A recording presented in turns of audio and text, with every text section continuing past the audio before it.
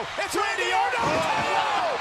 I have voices in my head. They counsel me. They understand. They talk to me. Hey guys, what's up? Mr. Beatley9 here, and today I'm coming at you with my Summerslam Q&A that I promised you guys last week. I'm going to upload it today, and yeah, let's just get right into it. Last week I put up a video where you guys could submit your questions in the comment section. You guys did that, and it's pretty solid feedback overall, so yeah, let's just get into it.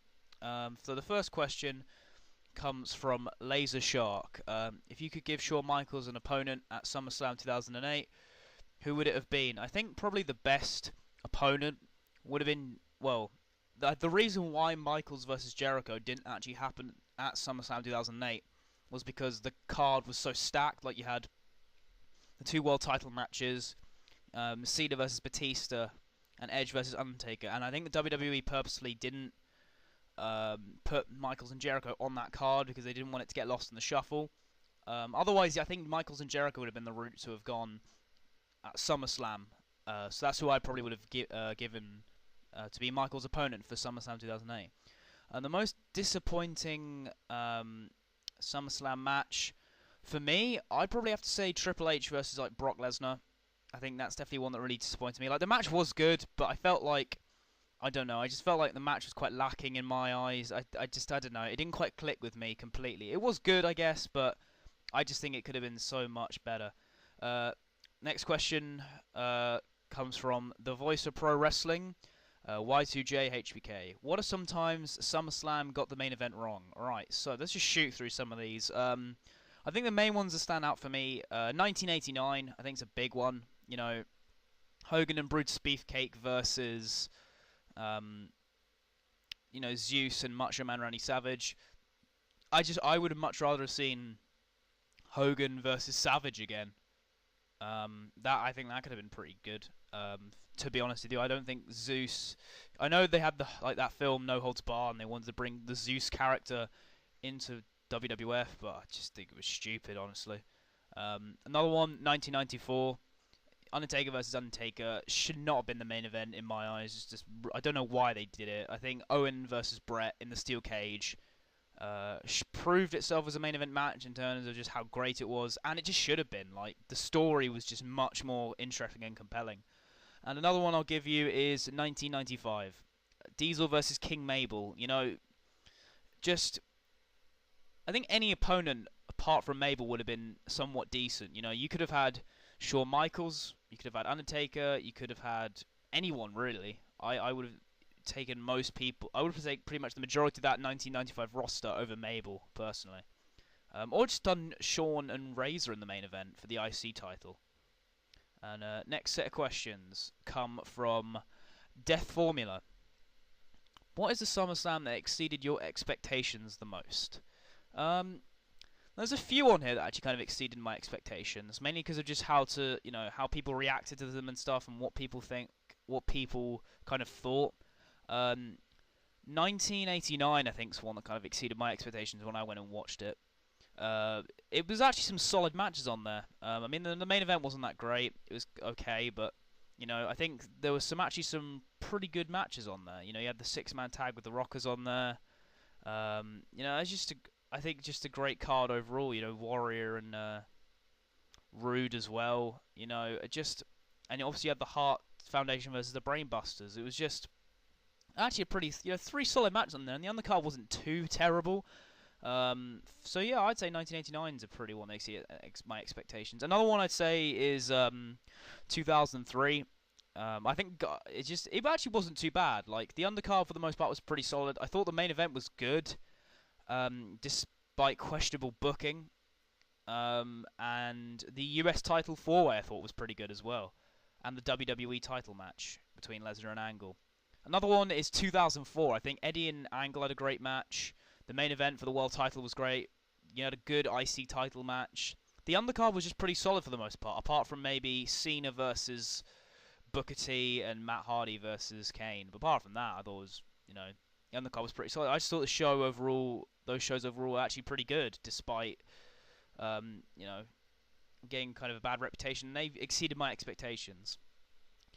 Do you think that Bret Hart shouldn't have been in the 2010 main event? Yeah, I'm sorry, but like, I do love Bret. I think he's one of the greatest of all time. But you know, the length of match that he had with Vince at WrestleMania 26 was just painful to watch, honestly. And I think it would have just been, you know, I know he didn't do that much in the match anyway, but I just think, you know, you could have given that main event slot to someone else who actually, you know, could have actually, you know, given someone some exposure and a taste of the main event scene. But instead, we just put in Bret Hart, someone who's not really going to do much in the ring, honestly.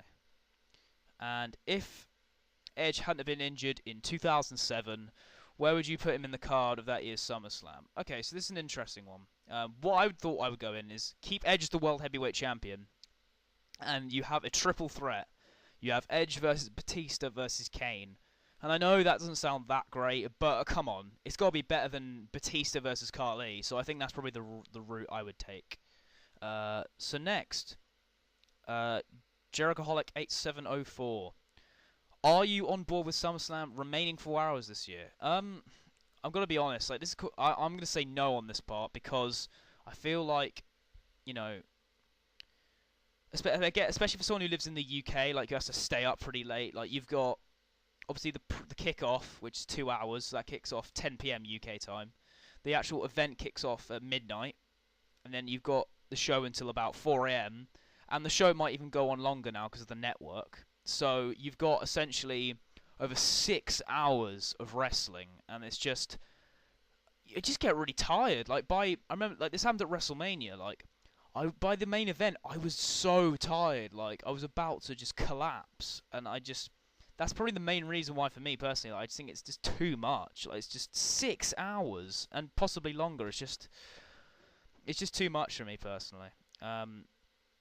Which SummerSlam do you think had potential to have a great card but end up having a lackluster card? I think there are two that really come to mind for me, and those are 1990. Mainly, you had actually a really good roster in 1995 in my eyes. 1990, I should say. In 1990, you had a really good roster. You had some really big names on there, and the card was just awful. Like, the show turned out to be, in my eyes, the worst SummerSlam ever. But like, if you just look at the matches on there, the only ones I can really say were actually, like, in terms of the star quality, was Warrior versus Rude, and Demolition versus the Hart Foundation. The rest is just pretty awful. And maybe Hogan Earthquake as if it was somewhat tolerable, but the overall card power for 1990 I thought was very poor. And another one was 2012. I think Lesnar and Triple H, fine. Ziggler and Jericho, yeah, I suppose that'll do. But I don't know, the card to me didn't feel like a SummerSlam, like a big 4-show card. It was just, there was something lacking, like, I don't know. It's hard to put my finger on it, but I just felt that card was really lacking as well. Do you think Shawn Michaels is justified in overselling Hulk Hogan's moves at SummerSlam '05? Now, this is an interesting one, because I think on one hand I do see, like, it must have been really annoying for Shawn Michaels, like, you know, working with Hulk Hogan, and he's not even, like, getting put over in the situation at all. Like, they're supposed to have a match at Unforgiven, or like and where Shawn would get his win back. But obviously Hogan said that he couldn't, his back was too fucked up and stuff, so he couldn't compete. So Michaels got pissed off and just oversold the match.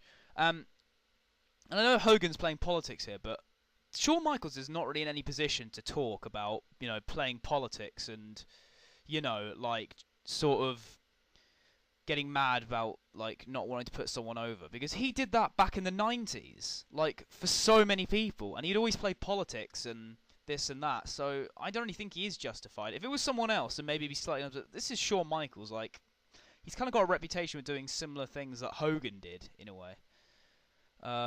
Next set of questions from Weapon Alex. What is your favourite SummerSlam show of the 2010s, and why? It's got to be 2013. I think that was just such a great card. Like, you had Punk and Lesnar, Cena and Bryan, Christian and Del Rio. Just a really awesome show overall. The card was just great for the most part, apart from Kane and Wyatt, but what can you do there? But it was just such a great show, and just also the swerve at the end with the cash-in was a great moment as well. A show that I really just enjoyed watching. Honestly, I just think the card was just so great. Favourite SummerSlam arena design? Got to be biased here and go 1992, just the old Wembley Stadium. I really just do love Wembley, old or new design, personally. I just really like that. It may not be like the nicest looking like set, but I just really liked it personally because it was in Wembley. So that's probably quite a biased opinion, but I'd say Wembley.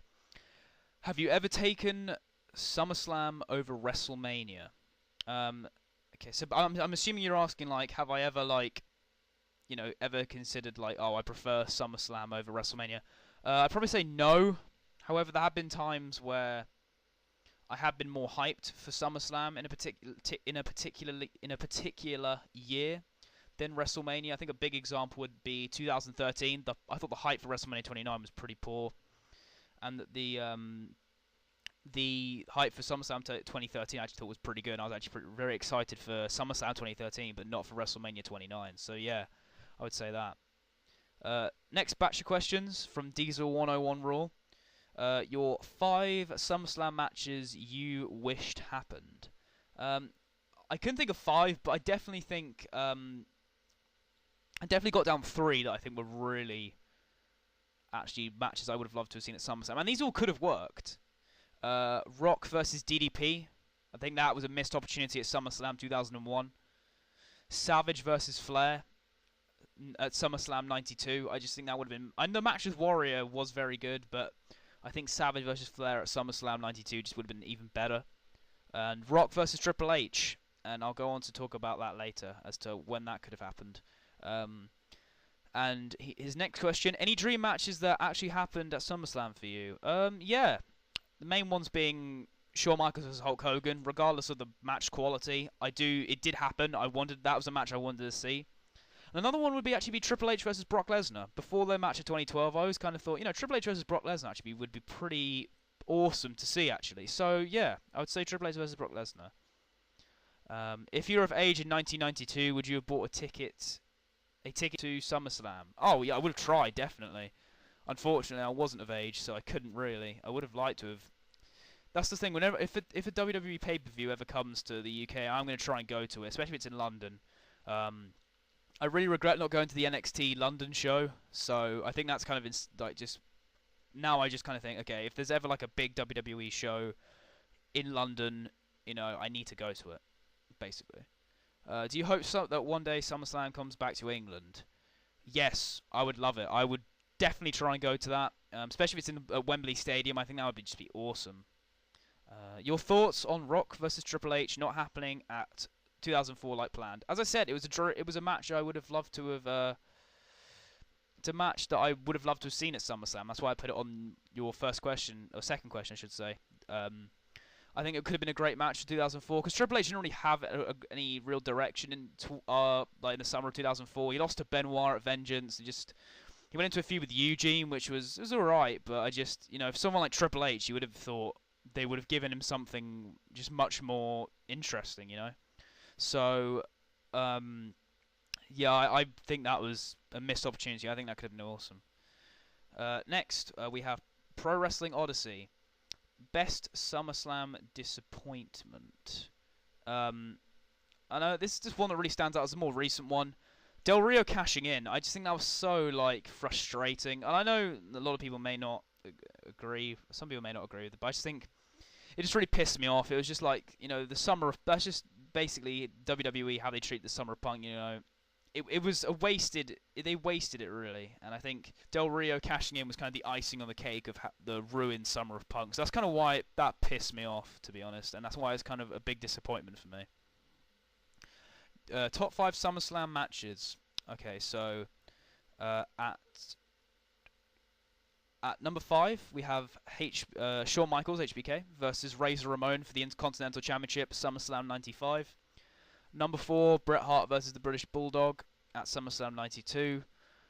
Number 3, TLC at SummerSlam 2000. Bret Hart versus Owen Hart at SummerSlam 1994. And number 1, Triple H versus Shawn Michaels, SummerSlam 2002. Best SummerSlam endings. I say the best SummerSlam ending has to be 92 with Davey Boy getting the belt. Just an awesome, awesome moment. I think it just speaks for itself, really. Top 5 superstars in SummerSlam history. Now, this was a tough one because, there are a couple who stood out, and then I had to kind of scramble. But Bret Hart, Mr. SummerSlam in my eyes. Shawn Michaels, I think he had some great SummerSlam matches. Triple H as well. This one's an interesting one. Like, I was thinking of not putting him on the list, but I think Randy Orton. Randy Orton actually, I think, has had some very solid SummerSlam matches. I can't really think of any real bad ones apart from Hulk Hogan at 06. But for the most part, I'd say Randy Orton and Cena at SummerSlam, I guess, was a bit meh. SummerSlam 2009 was a bit meh, but you know, I still think like he's had some great SummerSlam matches throughout his career. Next, Brendan Kulf. His question is most overrated, underrated SummerSlam match and event. Okay, so most overrated SummerSlam match: Shawn Michaels vs Hulk Hogan. Most underrated match. I was kind of stuck between Demolition and the Hart Foundation versus Benoit and RVD. So that's kind of a tie, that one. Most overrated SummerSlam pay-per-view. I know a lot of people are going to give me shtick for this, because I know a lot of people probably like this show. But I've got to say 2005. I think that pay-per-view is just very overrated. Like, as I said, Shawn Michaels vs Hogan. I mean, you did have Jericho and Cena and Guerrero and Mysterio. They were good matches.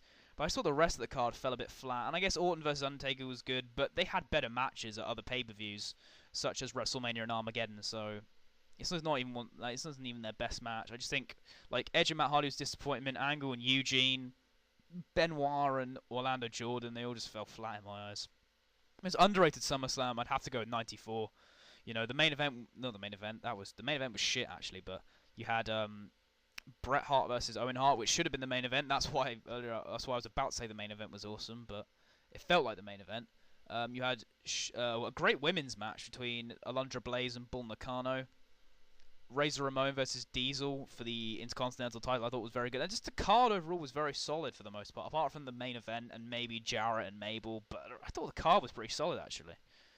And finally, Prince of Strong Style. Which SummerSlam do you wish was in England, regardless of card? Disqualifying 2002 for obvious reasons. I would just say, just because, in terms of like SummerSlam weekend having, not just SummerSlam, but also like NXT and stuff, I would maybe say 2015 or 2016, just because it's not just having SummerSlam, but you've also got NXT as well on that weekend as well. So I would love to have gone to SummerSlam and like an NXT show. I think that would have been awesome. Thoughts on Edge's promos and mannerisms in the build-up to the Hell in a Cell with the Undertaker? I thought it was great. I loved it. It really gave you it really made you think like, oh shit, maybe Edge can actually win this. Maybe Edge has dug down deep enough and can beat the Undertaker. I thought it was really well done. Like he wanted to prove that he could do it in, you know, the Undertaker's playground, as it were. I really enjoyed that. Which SummerSlam do you like more than others? There's a couple. I think 2003 and 2004 are the main ones where I like them. A lot of people don't. I just think the card overall in both shows are very good. It's just, for me, I just find them very enjoyable shows, and you had some very good matches on there. So 2003 and 2004 are those ones for me. Thoughts on the crowd in Toronto 2004? You know what? I thought it was quite fun. They were very funny actually, and it was interesting. It was kind of a taste of what more smarky crowds would be like, you know, nowadays. So I thought it was quite funny. And what drugs were they on? Oh, acid. Probably acid. That would be my guess. Take any matches that actually happened at previous SummerSlams to form a supercard. No wrestler can appear more than once. Okay. Let's do this. So obviously I do Ray versus Kurt Angle in the opener. I do Benoit and RVD for the Intercontinental Championship. TLC for the tag titles. Triple H versus Shawn Michaels. Alundra Blaze versus Bull Nakano for the women's title. CM Punk versus Brock Lesnar. And Brett versus Owen. Those would be my matches that I would have for my Super SummerSlam card. Next question. Isn't it weird how Hulk Hogan never had a SummerSlam title match? He was built when he was the one that built some of those early pay-per-views. Yeah, it's quite weird when you think about it. I mean, he was always usually more often than not in the main event match, but yeah, it is weird he never had a title match. I always thought maybe he should have, you know, faced Savage at 89, for example. But yeah, I do find that very odd. I mean, nowadays that wouldn't happen. Like usually I would have a world title match. What would you have expected and wished to happen if Ric Flair jumped along with Arn and Tully in 88 and faced Savage at 88 if the rumors are true? That'd been awesome. Like Flair, I mean Flair in 92 was, you know, in good nick and stuff, but I'd say that was when Flair was in his prime or closer to his prime. So the matches, if he had a match with Savage at 88, it could have been even better than the matches in 92 that they had. I think the promos as well just would have been awesome, and you could have maybe had, like, you know, some faction formed between with him, Arn and Tully. It could have been awesome. I just think that it was a shame that never really happened, honestly.